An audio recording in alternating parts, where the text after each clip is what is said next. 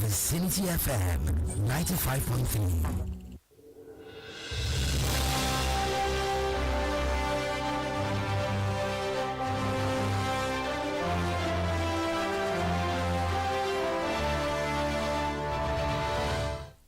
This is Vicinity 95.3 FM, Ikejile Aisha. The time is 12 o'clock.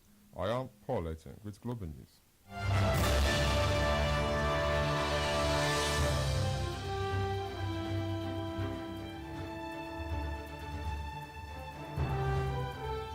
First, the headlines.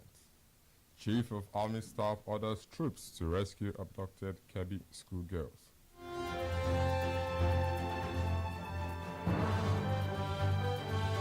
Ethiopia confirms outbreak of new Marburg virus.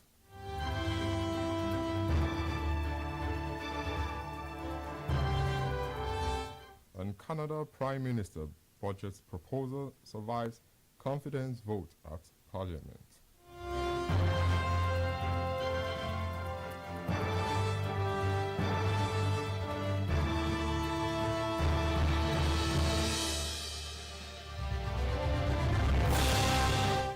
Now the news in full. The Chief of Army Staff, Major General Y.D. Shaibu, has ordered troops of Operation Fansan and Myanmar to intensify efforts in the search and rescue mission for students abducted in Kebbi State. Bandits on Monday attacked the Government Girls Comprehensive Senior Secondary School, Maga, killing the Vice Principal, Hassan Yakubu Makuku, and abducting 25 students. According to counter-insurgency expert Zaga Zola Makama, the Army chief arrived in Kebbi on Monday with a team of principal staff officers from the Army headquarters. During the visit, Shaibu held an operational meeting with frontline commanders and later charged soldiers to sustain round-the-clock operations until all the schoolgirls are found and safely returned. He met with local vigilantes and hunters working alongside security forces, emphasizing the importance of stronger collaboration because of their intimate knowledge of the terrain.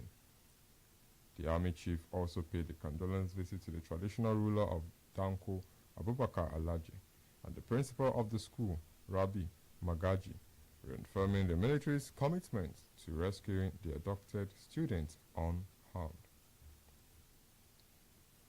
Factions of the People's Democratic Party, PDP, loyal to the Minister of the Federal Capital Territory, FCT, Nyesom Wike, has taken over the party secretariat, Wadata Plaza, Abuja. Members of the faction, led by its national chairman, Abdurrahman Mohammed, stormed the secretariat building at 9:35 a.m. on Tuesday. The faction had, in the notice on Monday, announced plans to hold its Board of Trustees (BOT) and National Executive Committee (NEC) meetings at the Secretariat. They were escorted by truckloads of heavy armed police personnel who have taken positions at entry points and other strategic places. Meanwhile, the newly elected national chairman of the People's Democratic Party (PDP), Taminu Tsuraki, had also requested police protection for himself and members of the party's National Working Committee (NWC) for their inaugural meeting, citing a conflicting notice of a National Executive Committee (NEC) and Board of Trustees (BOT) meeting allegedly issued by former National Secretary Senator Samuel Anyanwu. Turaki described the notice as an attempt to cause some confusion, noting that it was slated for the same date, time, and venue. United Nations top humanitarian chief Tom Fletcher has called for the expansion of UN presence, warning of impending catastrophe in Darfur, Sudan, as civilians face relentless violence, sexual abuse, and starvation. Fletcher, while briefing newsmen in New York City via video conference from Sudan on Monday, warned that the country is facing a rapidly deteriorating crisis, calling for the deployment of more UN personnel to Sudan. His visit is part of a push by senior UN leaders, counterpart from the International Organization for Migration, Amy Pope, and World Food Programme (WFP's) Carl Skau, to expand operations closer to communities in need.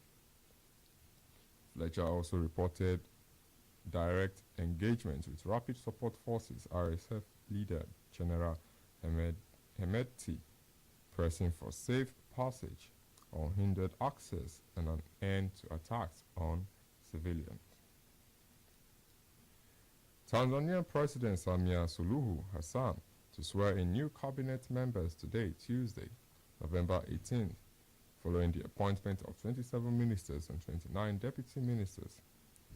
President Samia made this known in a televised address from Chamwino State House on Monday in Dodoma.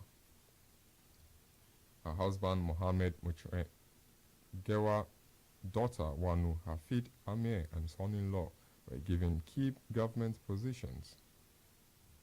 Wanu has been appointed Deputy Minister of Education. Her husband becomes the new Minister of Health, while 7 senior officials from the previous cabinet were dropped in the shake-up. The appointments reflect a broader trend in parts of Africa where leaders place relatives or trusted allies to government roles.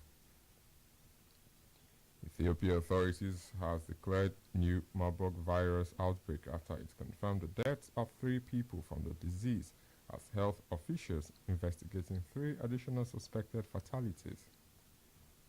The announcement follows Ethiopian authorities' declaration of an outbreak last week in the country's southern Omo region, near the border with South Sudan. Ethiopian Health Minister Mekdes Daba said 17 suspected cases were tested, while there are currently no active infections. 129 people who had contact with confirmed patients are in isolation and under monitoring. A joint team from the World Health Organization (WHO) and the Africa Center for Disease Control (CDC) is now assisting with testing and containment efforts. Previous outbreaks have been reported across several African nations: Rwanda, Tanzania, Uganda, and Ghana. WHO Director General Tedros Adhanom Ghebreyesus praised Ethiopia's swift response, calling it a strong commitment to quickly control the outbreak. You are listening to Vicinity 95.3 FM, transmitting live from Ikejile, Ijosha. Global News will continue shortly. Music.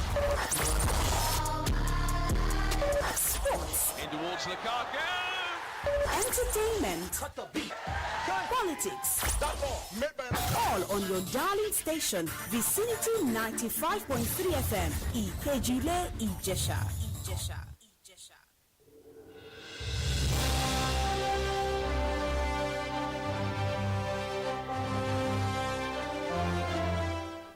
Thanks for staying tuned. For news updates and live streaming, visit our website at vicinity953fm.com.ng.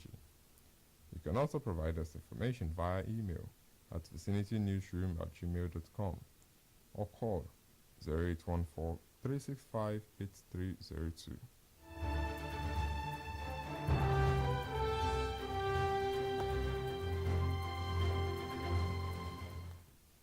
Now the rest of the news.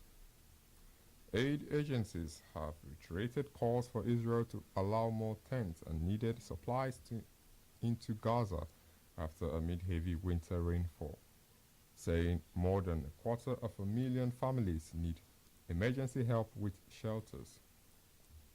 Secretary General of the Norwegian Refugee Council, Jan Egeland, NRC, said children and families may lose their lives, noting about 260,000 Palestinian families are in need of emergency shelter assistance, lacking the basics to get through winter.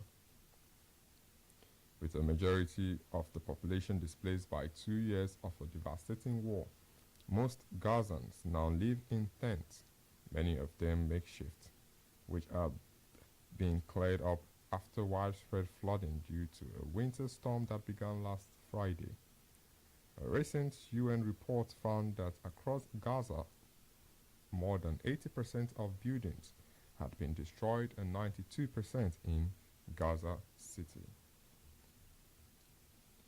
Canada Prime Minister Mark Carney's minority government narrowly survived the confidence votes on Monday as Canadian lawmaker endorsed a motion to begin debating his first federal budget, a result that avoids the prospect of a second election in less than a year. The House of Commons voted 170 to 168 to advance study of the fiscal plan, while further votes are expected in the coming months. The slim victory signals that the budget is likely to be approved eventually. Carney on X argued that his spending blueprint would help fortify the economy against escalating United States tariffs. Carney has repeatedly cast the budget as a generational chance to reinforce Canada's economic resilience and to reduce reliance on trade with the US. The proposal includes a near doubling of Canada's deficit to 78.3 billion Canadian dollars, with major outlays aimed at countering US trade measures and supporting defense and housing initiatives. On a bit of sports, former Real Madrid star Karim Benzema has hinted at a possible return to the Spanish giant, while remaining uncertain about his future in Saudi Arabia. In comments shared by sports influencer Fabrizio Romano on X on Tuesday, Benzema said if the club president Florentino Perez is still in charge, a comeback is possible, adding he could never say no to Perez. The striker, who is under contract with Al Ittihad, had until 2026, said he has not yet decided whether he will stay or leave the Saudi Arabia club, noting that many factors will influence his future. To end global news, another look at the headlines.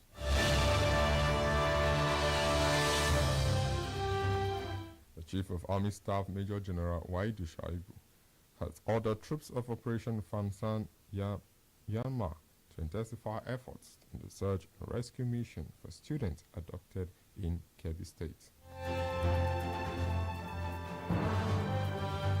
We told you that Ethiopia's authorities has declared new Marburg virus outbreak after it confirmed the death of 3 people from the disease, as health officials investigating 3 additional suspected facilities. Lastly, you heard Canada Prime Minister Mark Carney's minority government narrowly survived a confidence vote on Monday as Canadian lawmaker endorsed a motion to begin debating his first federal budget.